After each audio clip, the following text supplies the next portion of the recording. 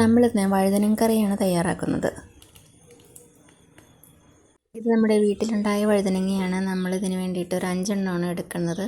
ഇതുപോലെ കട്ട് ചെയ്തിട്ട് ഉപ്പ് വെള്ളത്തിൽ നന്നായിട്ട് തിരുമ്മി കഴുകിയെടുക്കുക.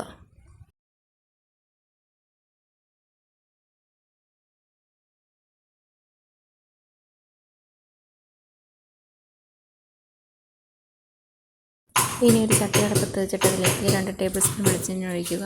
1/2 ടേബിൾ സ്പൂൺ ഇഞ്ചി വെളുത്തുള്ളി പേസ്റ്റ് ചേർത്ത് വഴറ്റുക. 2 തണ്ട് കറിവേപ്പില ചേർക്കുക.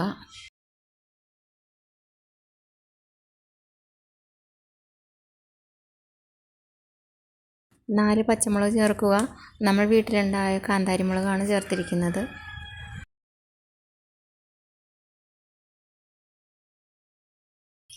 ചെറിയുള്ളി ചോപ്പ് ചെയ്തത് 10 ചേർക്കുക. ഇനി നന്നായിട്ട് വഴറ്റുക.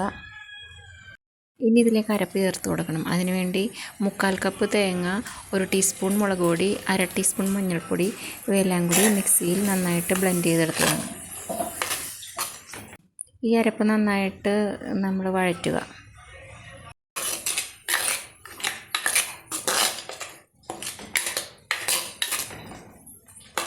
അരപ്പ് നന്നായി വാട്ടിയ ശേഷം നമ്മൾ മിക്സിയുടെ ജാറ് കഴുകിയ വെള്ളമൊക്കെ ഒഴിച്ചു കൊടുക്കുക.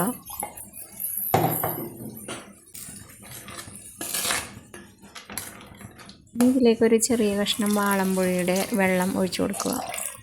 ഇനി 1 കപ്പ് വെള്ളവും കൂടി ചേർത്ത് നന്നായിട്ട് തിളയ്ക്കട്ടെ. ഇതിനകത്തേക്ക് ഒരു 1.5 ടീസ്പൂൺ ഉപ്പും നമ്മൾ ഇട്ട് കൊടുത്തു. ഇത് തിളച്ച് കഴിയുമ്പോൾ നമ്മൾ ഇതിനകത്തേക്ക് ഈ വഴുതനങ്ങ ചേർത്ത് കൊടുക്കുക.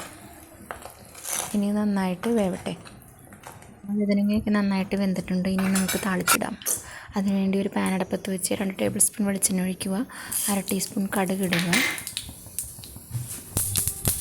ഒരു 5 ചെറിയുള്ളി ചോപ്പ് ചെയ്ത് ചേർത്ത് കൊടുക്കുക. നന്നായി വഴറ്റുക. 2 തണ്ട് കറിവേപ്പില ചേർക്കുക. 4 വറ്റൽമുളക് ചേർക്കുക. നന്നായി വഴറ്റുക. ഇനി ഇത് കറിയിലേക്ക് ചേർത്ത് കൊടുക്കുക. ഇനി ഒരു 5 മിനിറ്റ് ഇതൊന്ന് മൂടി വയ്ക്കുക. അതിനുശേഷം തുറന്ന് ഇളക്കി ഉപയോഗിക്കാവുന്നതാണ്. നമ്മുടെ വഴുതനങ്ങ കറി റെഡി.